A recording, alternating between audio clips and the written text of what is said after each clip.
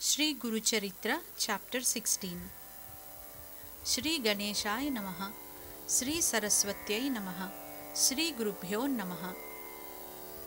Namadharaka said, Sir, the more I listen to your account of Sri Guru's divine acts, the more I long to hear further.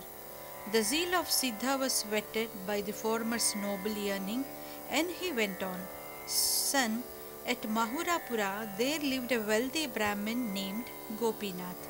However much he could live in luxury and comfort, he was depressed as though he had no cause for happiness, for he was not blessed with children at all.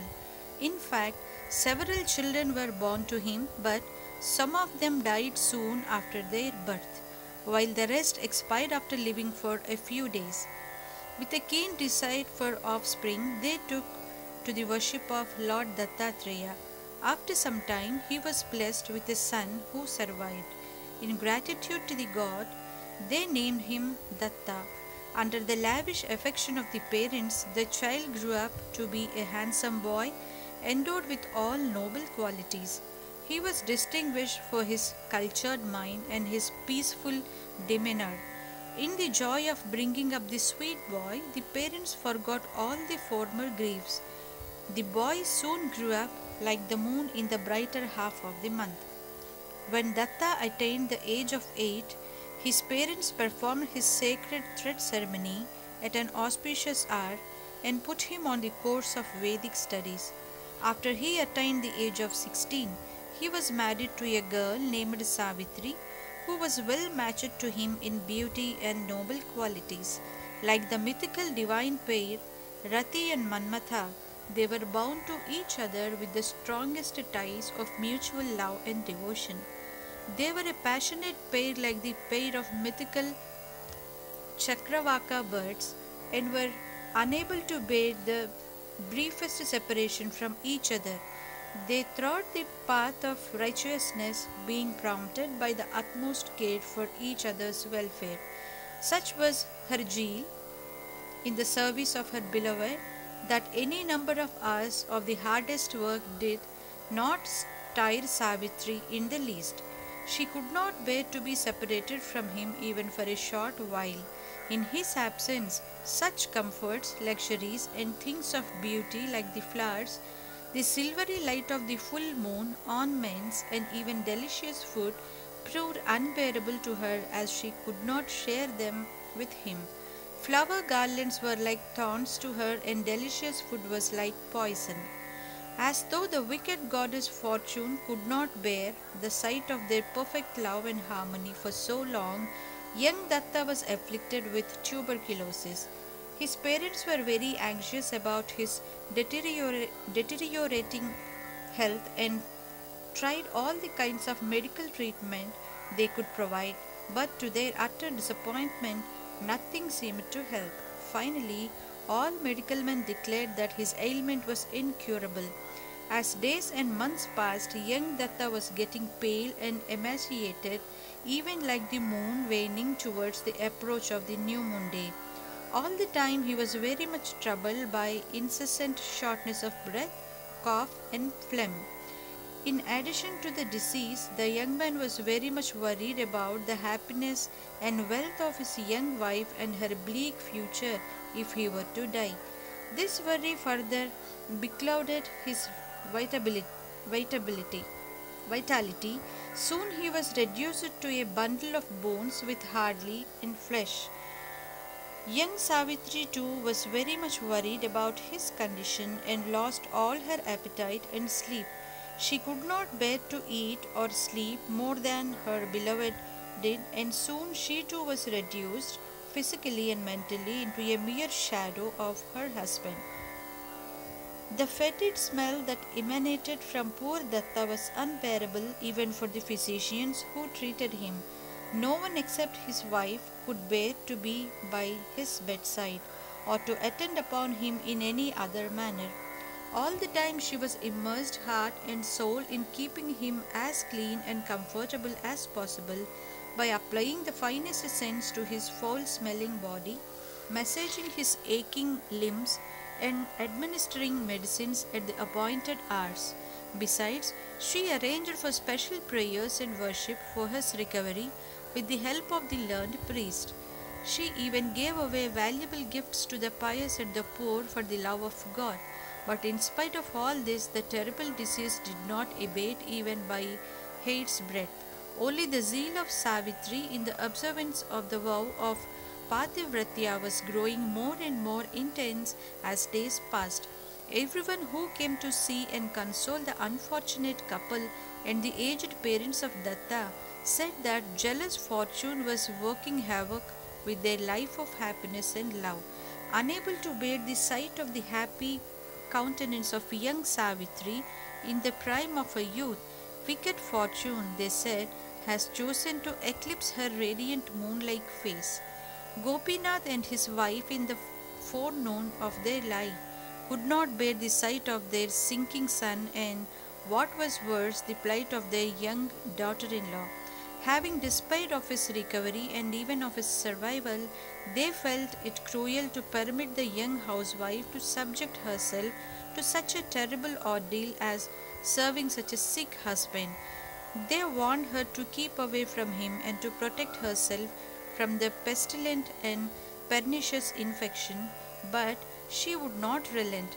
Her young husband's health being so helplessly consumed by the raging disease, she felt she had nothing else to safeguard and protect, not even her health, beauty, or life. At last, one day, young Datta said to his parents, choking with sorrow, "This fell disease that consumes me must be the result of my wicked deeds in a former life. As such, I shall bear it stoically with fortitude and patience, and accept the proper culmination. Henceforth you need not worry on my account in the least." Turning to his young wife, he said, "In a previous life I must have been your sworn enemy, wreaking my vengeance in this fashion. It is time you accept the truth and forsake me. Go home to your own parents and try to live as happily as you can and forget all about me." The tender heart of the young housewife broke out in unrestrained sorrow, and she said amidst tears in a choking voice, "You are the lord of my life, master of my destiny, and the only joy of my life. I have none beside you to live for. For a true wife, her husband is everything, but not her parents. I can go no longer live as a separate individual. The moment I leave your company, the spark of life will no longer hold my soul and body together. My deserting you will thus amount to my committing suicide, which is said to be the most unpardonable of sins and from which I shall never be saved. There still haunts in the innermost recesses of my being the hope that divine mercy is all powerful and can work the seemingly impossible miracle of saving your life for my sake. I firmly believe that the more I heartily exert myself in your service and consume the brightness of my countenance in loving watchfulness in your attendance, the brighter the vital spark in you will grow. I believe that if God blesses a soul which is drowning in the ocean of misery, it shall, in a trice, be transported to the very pinnacle of joy and health. Such a merciful Lord is indeed our only refugee, and He is all-powerful." With a stern voice, she then humbly bowed and touched the feet of Datta's parents in reverence, and said, "I learnt that at Gandharvapura lives a saint, a very holy and powerful sannyasi named Sri Nrisimha Saraswati. Something tells me from within that with his blessing and grace, my beloved will once again be restored to his former health and strength. If you accord your kind permission, I shall take my husband there." Gopinath and his wife too discovered a new strength and hope in her words and said, "If you have such unflinching faith, do take him there at the earliest possible. May the Lord bless you." The young couple once more bowed to them, received their blessing, and at once started on their final enterprise. The noble lady Savitri took all possible care to conduct her husband comfortably to Gandharvapura. She arranged a soft cushioned palanquin for him and instructed the bearers to walk slowly and steadily so as not to jolt her ailing lord. She lovingly held him against soft pillows and walked beside the palanquin. After trekking like this for several days across hills and forests, the party reached the neighborhood of their holy destination. But to her utter disappointment, she found that her husband was dead, her only hope being thus thwarted and the only basis of her existence knocked out. She found nothing to live for. With the flames of suppressed grief raging in her heart like a volcano, she took the final resolve to end her own life too. The native of that place, who were helpless witness of her dire misfortune, had somehow managed to dissuade her from such a precipitate act of despair. She was shocked to the very core of her being and did not know what else she should do next. Such a forlorn existence seemed utterly meaningless and unbearable for her. Soon the imprisoned grief burst out thus in loud wailing. "My dear, why have you deserted me like this? Whither have you left? If you do not return to this body and give us cheer and comfort, neither your father, mother, nor I, your dear wife, can survive, and you will incur the sin of killing us all. Is it not said in the Shastras that if you have no sons, your sacred debt to your ancestors would go undischarged? Besides, you have not even instructed me as to where I should spend the remaining days of my widowed life. What is more, how can I see your parents with my widowed countenance?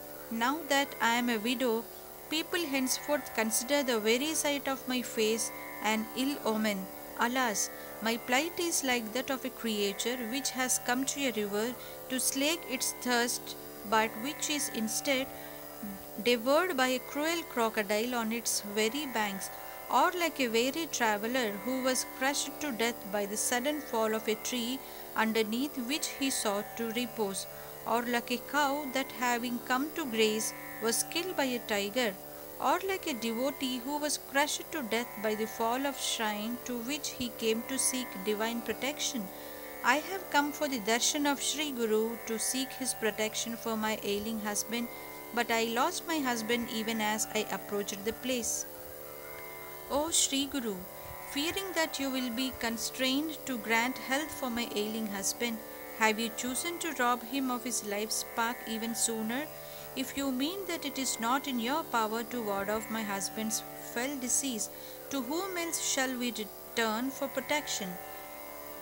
Have you achieved any greatness or glory by such a deed as this? Now I shall carry the news of this great achievement of yours to the other worlds. O Mother Goddess Gauri, have you chosen to forget all the vows which I assiduously observed all through my life in your honor? What has happened to your power and mercy that can annihilate the misfortune of widowhood? Alas, all the suspicious signs of a housewife have been heartlessly robbed from me by death. As the ship of my life danced blissfully on the bosom of the ocean of life, the terrible whale called the death has gulped the very bark of my holiness as a housewife. Wailing thus, she again and again recalled every word and gesture of her late dear husband, and sank ever deeper in grief and fell on his cold dead body in boundless fondness. As Savitri thus was lost in the depths of grief, an ascetic wearing rudrakshas and vibhuti and holding a trident in his hand, with long matted hair, approached her from among the crowd and addressed her thus, "My daughter, why do you wail so sorely? Quiet yourself. Don't you know that the dead will never return despite all your grief and wailing? After all, death is natural to all creatures, and our worldly relations are only tentative and transient. It is like two birds coming together on a tree for a night's rest, and the next morning each of them goes its own way. Again, it is like two logs of wood drifting together down a stream. The next moment, a stray wave parts them again. So too, souls come together in this life just by an accidental coincidence of circumstances. Such indeed is the relationship of a wife and her husband too. Else, if there be any abiding relationship between the two, you should be able to say whose wife you are in your previous life. If you reflect deeply, you will realize that no one in this world is essentially related to any other in any manner whatsoever. For the spirit within us, which is our essential self, is all pervading, beyond birth and death.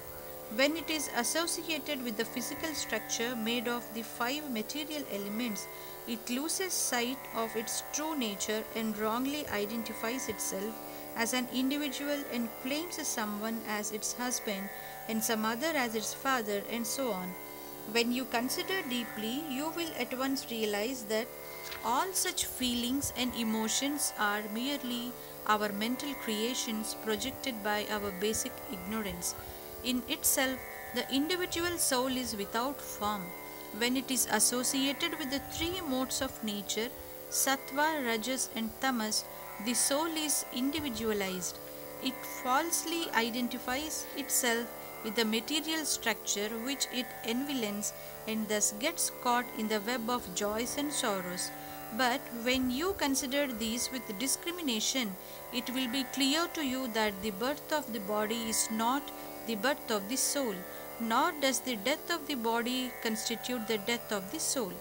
When an individual is endowed with a perfect intellect, he will be able to penetrate beneath the web of illusion and thereby break it asunder. Such a one will no longer be subject to any kind of sorrow. One may mistake a flower garland for a snake in semi-darkness, but once a light is fetched to examine it, that illusion ceases, the true nature of the garland is revealed. Similarly, till one attains true wisdom, the phenomena of birth and death seem real. In its turn, the soul seems to be subject to the pains of life experiences like joy and sorrow. Therefore, one must pull together one's own intellectual strength of steadfast understanding and thus cross the delusion of sorrow and suffering once and forever. Such a crisis in life as this is the most opportune occasion for it. If by our inadvertence we let slip the priceless opportunity, namely this human birth, it is hardly possible to get such another again. Grief-stricken Savitri passively listened to this discourse and when he concluded, she put forth her own argument. I have set out on the log trek to this place, leaving all my kith and kin at home, in great hope of my husband's recovery. But even on the way, he breathed his last. Now I am truly helpless and you are my only guide. Show me way out of my dire calamity. The compassionate Sadguru replied, a devoted wife needs no complex form of sadhana or spiritual discipline to attain the true object of life, that is wisdom of the self. Loving service of and devotion to her husband is in itself the supreme path for her. Sage Brihaspati has taught thus, the whole of the phenomenal existence will come under the control of Pativrata, the lady who ever attends on her husband like a shadow and serves him with all her love and looks upon such loving service of self-dedication as her spiritual vow.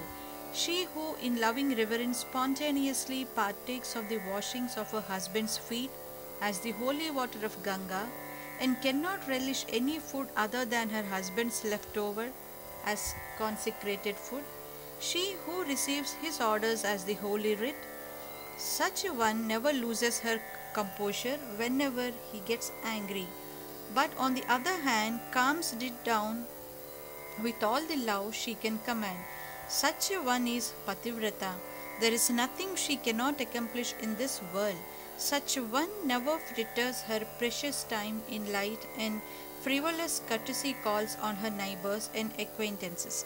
She never communicates anything to her own kith and kin without the knowledge of her husband, even if he happens to be weak, poor, or even given to immoral ways. Such a Pativrata never wavers in her faith that he is the embodiment of the divine, but serves him accordingly. The customary and auspicious accessories of a housewife, like turmeric and kumkum, are to her the most precious and dear ornaments, for they are said to be the most conducive to her husband's well-being. She knows no comfort of her own beside his happiness and comfort. On the other hand, a woman who opposes and contradicts her husband will be born in her next life as a bitch. A housewife who abuses him will be born as an owl. She who cares to appease her plate with delicious food of her own liking and is unmindful of her husband's taste will be born as a pig. The wife who speaks angrily and harshly to her husband will be born dumb in her next birth. She who threatens and warns her husband will be reborn as tigress. An adulterous and unfaithful wife will be reborn as a woman of insect. My daughter, Shastras lay down that the ideal duty of a housewife on the death of her husband is sahagamana, that is, putting an end to her own physical existence through self-immolation on the funeral pyre of her husband, or, as an alternative, she may live on, strictly observing the vows of widowhood. It consists in shaving off her hair, sleeping on bare earth, taking food only during the day, and abstaining from the use of such luxuries as the betel and nut, and the use of materials enjoined by the Shastras for a housewife. She must wear only a white garment at all times. During the holy months of Kartik, Magh, and Vaishakha, taking the special holy bath every day and observing the vow of Chandrayana, she must spend the rest of her life in listening to devotional accounts of the divine acts of the Lord. She must scrupulously protect her chastity and also her natural charms from the notice of others. I have just recounted to you only the regulations that were laid down by sage Brihaspati. You may choose Sahagamana if you like, for thereby you will be able to save your husband from the kingdom of death, Yamaloka, and elevate him along with you to heaven. Even the gods will honor and obey the wish of such a great Pativrata. Savitri listened attentively and said, Revered sir, I am in the prime of my youth, and hence it is safer for me to perform Sahagamana.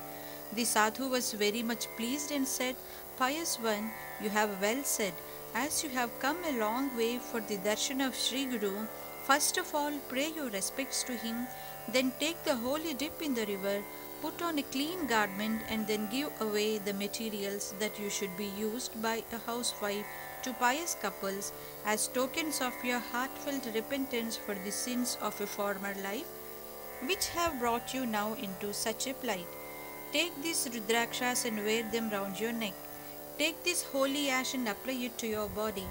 Then besprinkle your late husband's body with the holy washings of Sri Guru's feet, and then perform Sahagamana. So saying, he gave her some rudrakshas and holy ash and then went away. Then, accordingly, Savitri gave away the said gifts to pious Brahmin couples, and then said to her companions, Go home, henceforth Parameshwara, Lord Shiva, and his consort, Goddess Parvati, are my parents.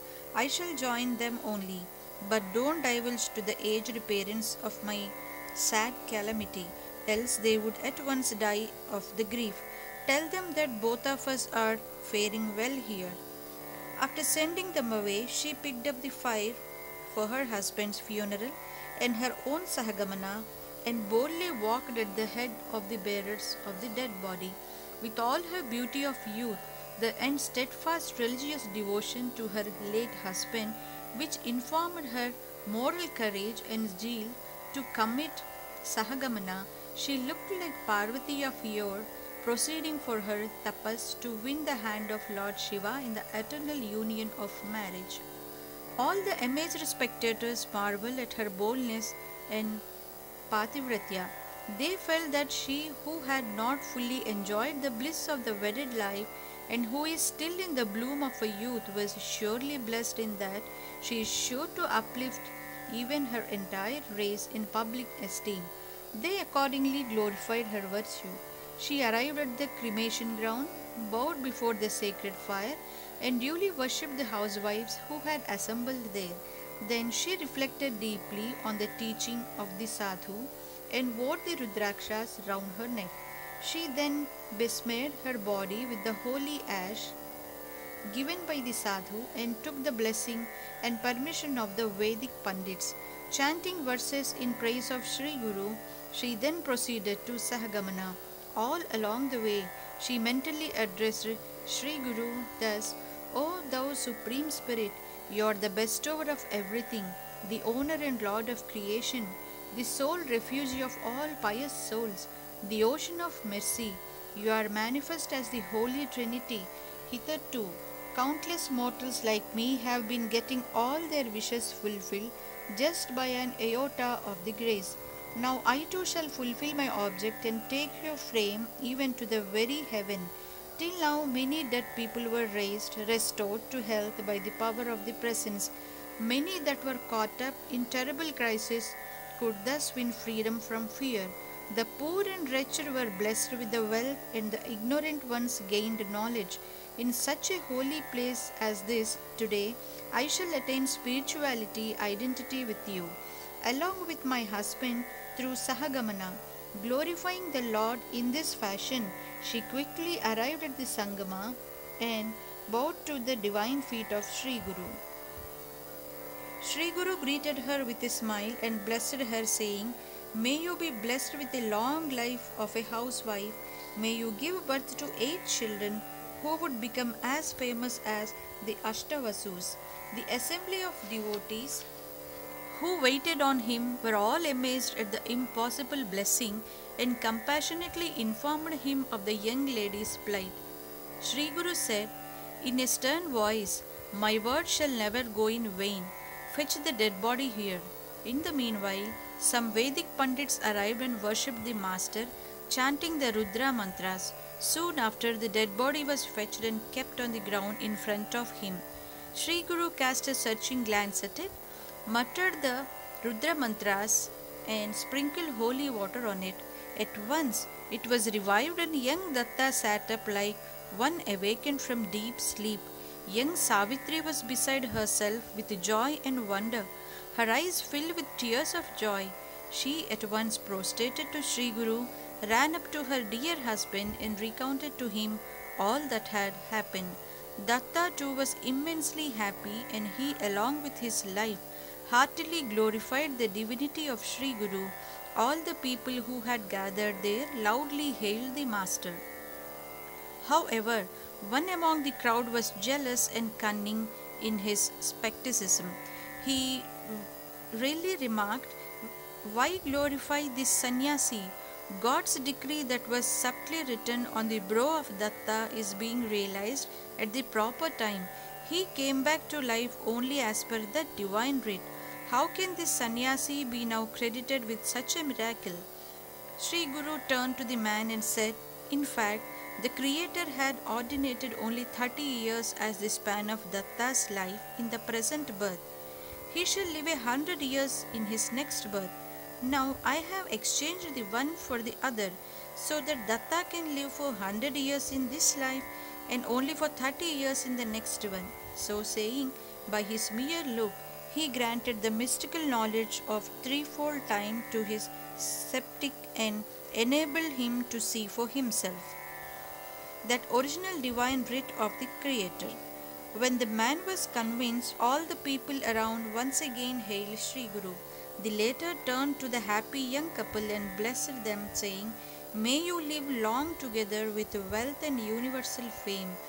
Pleased with the blessing, the young pair took their holy bath at the Sangama and duly worshipped the master. Just then the sun set. The master attended to his twilight prayers and returned to his mutt with the devotees. Sri Dattaya Gurave Namaha, Sri Sripada Sri Vallabhayai Namaha, Sri Nrusimha Saraswatyai Namaha.